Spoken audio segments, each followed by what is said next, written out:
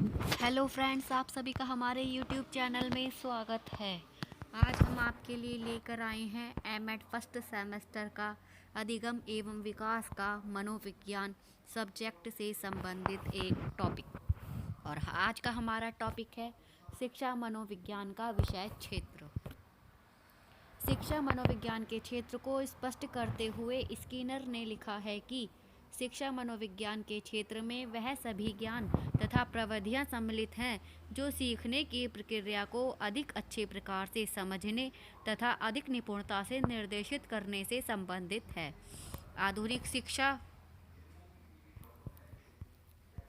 मनोवैज्ञानिकों के अनुसार शिक्षा मनोविज्ञान के प्रमुख क्षेत्र निम्नवत हैं। पहला है वंशानुक्रम। वंशानुक्रम व्यक्ति की जन्मजात योग्यताओं से संबंधित होता है। किसी व्यक्ति के वंशानुक्रम में वे समस्त शारीरिक, मानसिक तथा अन्य विशेषताएं आ जाती हैं जिन्हें वह अपने माता पिता अथवा अन्य पूर्वजों से प्राप्त करता है।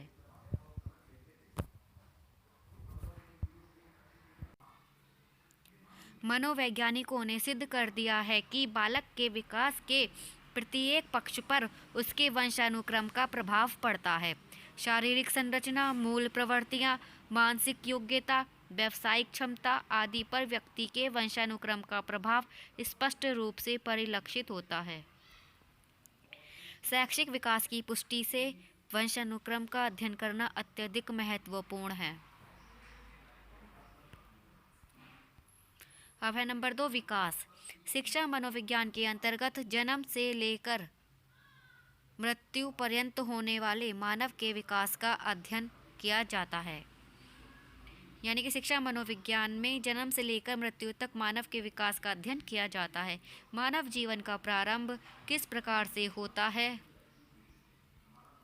तथा जन्म के उपरांत विभिन्न अवस्थाओं, शैशवावस्था, बाल्यावस्था, किशोरावस्था तथा प्रौढ़ावस्था में शारीरिक, मानसिक, सामाजिक, संवेगात्मक आदि पक्षों में क्या क्या परिवर्तन होते हैं, इसका अध्ययन करना शिक्षा मनोविज्ञान का एक महत्वपूर्ण विषय क्षेत्र है।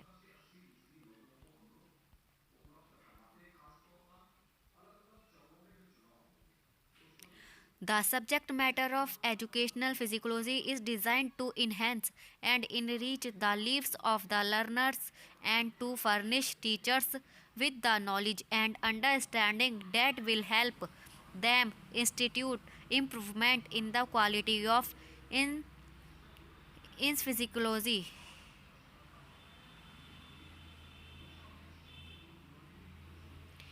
और ये वर्ड है हम गैरिसन एंड अदर्स के।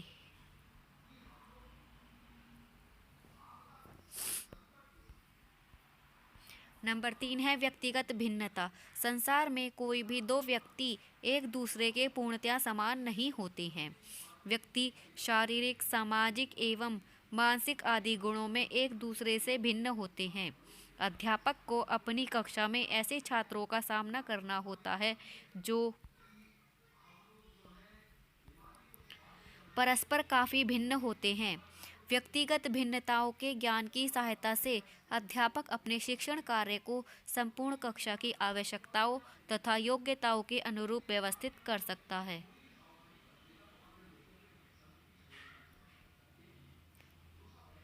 The subject matter of educational physiology is the nature, mental life and behavior of the individual undergoing the process of education.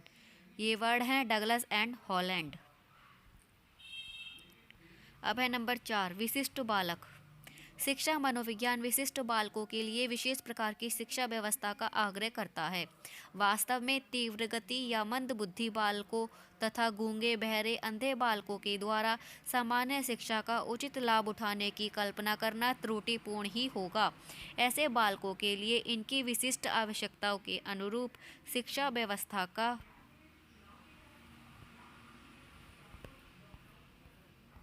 आयोजन करना होता है। शिक्षा मनोविज्ञान इस कार्य में महत्वपूर्ण योगदान करता है। अब है नंबर 5, अधिगम प्रक्रिया। अधिगम शिक्षा प्रक्रिया का आधार है। सीखने के अभाव में शिक्षा की कल्पना ही नहीं की जा सकती। शिक्षा मनोविज्ञान सीखने के नियमों, सिद्धांतों तथा विधियों का ज्ञान प्रदान करता है।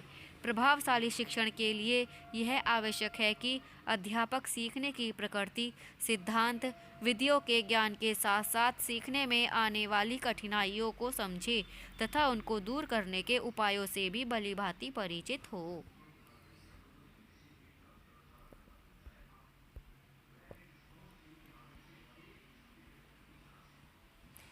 The subject matter of educational physiology is concerned with the conditions that affect learning. Crow and Crow. Number 6, पाठ्यक्रम निर्माण। वर्तमान समय में पाठ्यक्रम को शिक्षा प्रक्रिया का एक जीवंत अंग स्वीकार किया जाता है और पाठ्यक्रम निर्माण में मनोवैज्ञानिक सिद्धांतों का प्रयोग किया जाता है। विभिन्न स्तरों के बालक व बालिकाओं की आवश्यकताएं, विकासात्मक विशेषताएं, अधिगम शैली आदि भिन्न भिन्न होती हैं। पाठ्यक्रम निर्माण के समय इन सभी का ध्यान रखना अत्यंत महत्वपूर्ण होता है। नंबर 7, मानसिक स्वास्थ्य। अध्यापकों तथा छात्रों के मानसिक स्वास्थ्य का शैक्षिक दृष्टि से विशेष महत्व होता है। जब तक अध्यापक तथा छात्रगण मानसिक दृष्टि से स्वस्थ तथा प्रफुल्लित नहीं होंगे तब तक प्रभावशाली अधिगम संभव नहीं है। अध्यापक को मानसिक स्वास्थ्य के साथ साथ स्वयं के तथा अपने विद्यार्थियों के शारीरिक स्वास्थ्य की ओर भी ध्यान देना चाहिए, क्योंकि कहा गया है a sound mind rest in a sound body. अब है हमारा नेक्स्ट पॉइंट नंबर 8, शिक्षण विधियाँ। शिक्षण का अभिप्राय छात्रों के सम्मुख ज्ञान को प्रस्तुत करना मात्र नहीं है।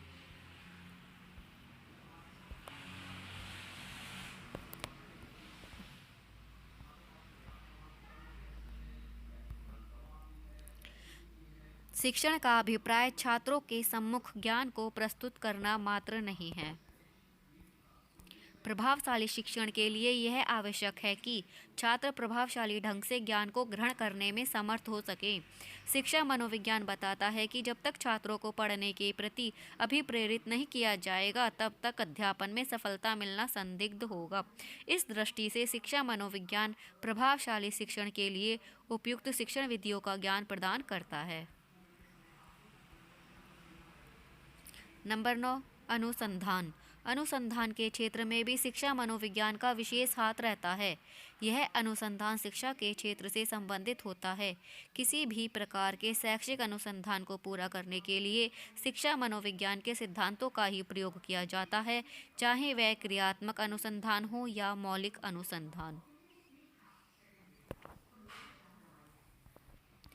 नंबर 10, निर्देशन व परामर्श।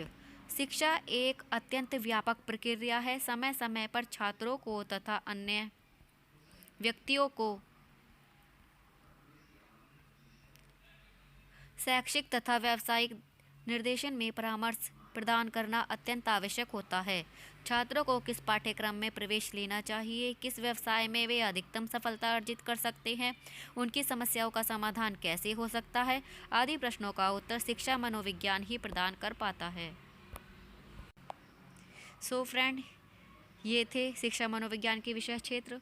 अगर वीडियो अच्छी लगी हो तो please like, share and subscribe.